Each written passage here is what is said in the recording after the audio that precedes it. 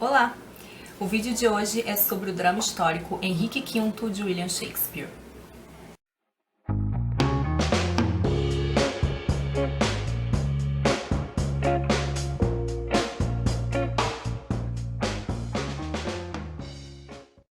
Bom, Henrique V é a última da tetralogia de Bolingbroke, né? Bolingbroke era o Henrique IV. Então, só recapitulando, a primeira peça era a do Ricardo II, que era um rei meio perdulário e irresponsável, que não ligava para o povo. Esse rei, ele é destronado, preso e morto pelo Henrique IV. Depois que o Henrique IV sofre uma injustiça e o Henrique, na verdade, tem apoio de muita gente insatisfeita com o Ricardo, então é uma conspiração que tem apoio geral. O Henrique IV sobe ao poder e aí então tem as outras duas peças do meio, que são Henrique IV, primeira e segunda parte. Nessas peças, são as peças em que aparece o Sir John Falstaff. O Henrique IV já está estabelecido no poder, ele tem algumas guerras para resolver, mas ele acaba ganhando. E ele também chama a responsabilidade do Hall, seu filho mais novo, porque ele é muito irresponsável, né? Não sei se vocês lembram, mas ele era meio bandidinho, era um fanfarrão, vivia na farra com Sir John Falstaff e seus amigos de farra, Pistola, Nym, Bardolfo. Em Henrique IV, segunda parte, o Henrique pai, né, morre, já deu um sermão no Henrique V, e o Henrique V acaba rompendo com seus amigos de farra e resolvendo que a partir de agora ele vai ser uma pessoa muito séria, né? E então ele rompe com seu grande amigo Sir John Falstaff. E Henrique V agora, finalmente, o Hall vai ser o rei, né, está aí no poder, e a peça começa com ele reivindicando o reino da França. Ele percebe que ele pode, por linhagem materna, solicitar, reivindicar o reino da França, só que os franceses se negam, alegando uma tal de lei sálica. De acordo com essa lei, os países que se submeteram a ela não permitem a linhagem a partir de linhagem materna. Na verdade, eles não permitem o reinado a partir de linhagem materna. E o Hall então vai fazer uma pesquisa lá com os seus assessores, em especial umas pessoas da igreja, e ele descobre que isso é conversa fiada, que vários dos reis franceses subiram ao poder por linhagem materna, então ele decide declarar guerra contra a França. Essa é uma peça bem extensa, que tem uma coisa singular que não tem nas outras, que é a participação de um certo coro, e eles ficam fazendo prólogo antes das cenas. Esses prólogos algumas vezes são até bem bonitos, mas eu achei um pouquinho cansativos, né? Então, mas vai ter essa figura de coro que vai chamar as pessoas, convidá-las a usar a imaginação para poder entender a peça, porque o que acontece? Essa é uma peça que se passa parte na Inglaterra, parte na França e boa parte no campo de batalha. Então esse coro, ele vem para dizer, olha, agora nós estamos nos transferindo para a França, então imaginem que agora a gente está em tal. Então ele cria esse clima, antecipa a cena criando esse clima. E isso ficou muito legal numa adaptação que o Laurence Olivier fez para o cinema. Né? Tem uma adaptação de Henrique V muito boa, em que a peça se passa uma parte no teatro elizabetano, aquele teatro que tinha uma galera gritando no chão. É muito bacana como ficou esse teatro, uma certa afetação assim, dos atores, uma coisa bem teatral, meio começa a chover no meio da peça. On your imaginary forces work. Suppose within the girdle of these walls are now confined two mighty monarchies, whose high upreared and abutting fronts the perilous narrow ocean parts asunder. Piece out our imperfections with your thoughts. Think when we talk of horses that you see them printing their proud hoofs in the receiving earth. For 'tis your thoughts that now must deck our kings. Carry them here and there, jumping our times, turning the accomplishment of many years into an hourglass. For the which supply admit me chorus to this history, who prologue like your humble patience pray, gently to hear, kindly to judge our play.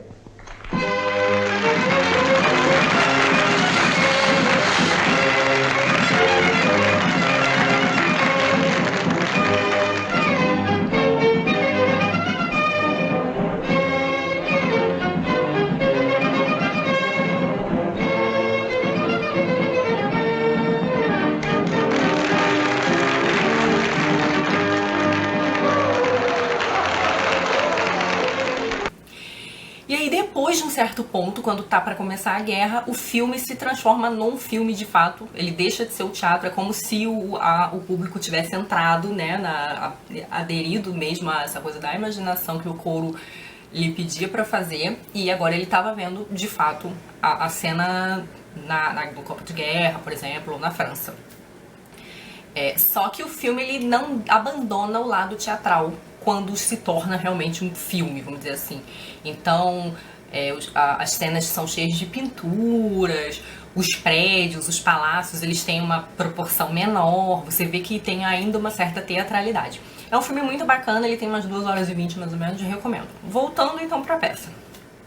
Então assim, achei um pouquinho cansativo o coro na peça, mas então o rei Henrique vai pra França, né? Vai fazer essa campanha. A igreja financia a campanha do Henrique. A coroa estava querendo confiscar umas terras da igreja. Então a igreja faz um acordo com o rei, apoia a sua empreitada de reivindicar o reinado da França e decide financiar a campanha. Então rola uma certa hipocrisia aí, visto que agora o Henrique é uma pessoa super correta, justa, super religioso, né? Ele é tipo um exemplo de rei, mas o Shakespeare vai dar uma ironizada de leve, né? Então o Henrique vai. Os reis de França não levam o Henrique a sério por conta da sua fama de fanfarrão, mas eles começam a se surpreender, né? Um bicho aqui voando. Mas eles começam a se surpreender porque o Henrique vai tendo sucesso nas suas empreitadas. Em primeiro lugar, ele toma Harfleur, que é uma cidade, a primeira cidade onde eles chegam, e a França fica meio que dizendo, mas é porque a gente não deu bola, a gente não se preparou e tal, e os franceses continuam cantando muita vantagem, e ficam inclusive desejando que chegue logo a hora da batalha, que eles vão trucidar esses ingleses. E aí o que vai acontecer? Vai acontecer a famosa Batalha de Azincourt, né, que entrou pra história, porque os ingleses, com um número muito reduzido em relação à França de soldados, trucidou o exército francês, né? Então foi uma coisa super improvável que acontece no dia de São Crispim, que é essa vitória dos ingleses sobre os franceses. E que o Henrique V na peça vai atribuir a Deus, vai agradecer muito, porque rola um exame de consciência pouco antes da batalha, em que o Henrique fica se perguntando se aquela batalha é em vão, se ele tá botando várias pessoas para morrer por pura ambição, ou se não, se é uma batalha justa. Ele acaba se convencendo de que é uma batalha justa, mas eu fiquei um pouco desconfiada. Depois eu fui olhar na crítica e vi que alguns críticos também ficam um pouco desconfiados com essas boas intenções de seu Henrique, sabe?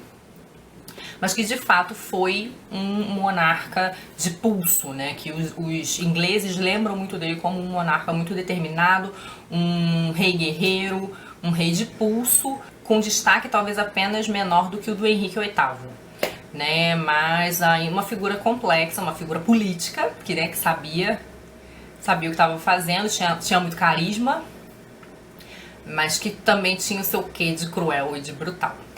Bom, quando finalmente, então, Henrique vence a batalha, vai se fazer o acordo de paz lá entre França e Inglaterra, e Henrique decide cortejar a Catarina, né, a princesa. Ele tá assim, caidinho por ela, e aí é que vem as cenas de alívio cômico, né, essa peça tem algumas cenas de alívio cômico para quebrar esse tom muito militar que ela tem, e uma das cenas com Catarina tentando aprender a falar inglês, quando ela percebe que provavelmente ela vai ter que aprender a falar inglês, né? Ela tá vendo que os ingleses estão vindo com tudo. E quando eles finalmente se encontram, que Henrique vai cortejá-la com a delicadeza de um elefante, né? Porque ele não tem nenhum romantismo, é um bruto, é um soldado cortejando. Então ele fala, não sei cantar, não sei falar poema, só sei dizer pra você que eu sou uma pessoa muito firme, que eu quero que a gente case, inclusive me dá um beijo agora. Tipo, muito direto. E ela fica assim, não, isso não é costume francês. Fica gritando, ele falando um francês tétrico, ela falando inglês pior ainda. Então assim, uma cena que prenuncia alguma paz, né, entre França e Inglaterra com essa cena de humor. Só que depois vem o coro, tal do coro, dizer que infelizmente essa paz durou muito pouco, porque Henrique viveu muito pouco, né? Henrique morre com 35 anos e aí depois morreu o clima de paz entre França e Inglaterra. Comparando dentre as 4 peças, eu achei Henrique V um pouco mais fraco que Henrique IV, primeira e segunda parte, né? Porque não tem Sir Falstaff, que é puro humor, né? E inteligência. E porque o Henrique deixou de ser muito... O Henrique deixou de ser a pessoa ambígua que ele era. Porque o Henrique, ele era uma pessoa meio maldosa, mas também meio sacana. Ele era um personagem mais complexo, que agora virou um personagem meio plano, né? Em Henrique V, ele tá bem plano, ele perdeu aquele lado dele mais humorístico e questionador, talvez. Essa questão de Henrique muito correto, muito justo, muito religioso... Eu acho que Shakespeare faz uma alfinetada aí, uma certa ironia, porque ele não só baniu o Falstaff, que morre no meio da peça. O Falstaff não chega a aparecer na peça, mas ele é citado pelos seus amigos, né? O Pistola, o Ninha, a dona da jarreteira lá da pensão, esqueci o nome dela, que é ela, inclusive, que vai narrar a morte do Falstaff. Ela vai dizer que o Falstaff tá acamado há muito tempo e que ele morre delirando, olhando para uma flor. Né, o Falstaff não superou o desprezo do Hall quando o Hall decidiu cortar relações com ele na segunda parte do Henrique IV. Então assim, a gente já fica chateado por isso, né? Não só não aparece o Falstaff, como o Hall baniu ele. E uma outra coisa curiosa que vai acontecer é que o Bardolfo, que também é um amigo de tempos pregressos de farra, o Bardolfo rouba qualquer coisa de algum francês, eu não me lembro se é comida, enfim, ele comete um furtozinho.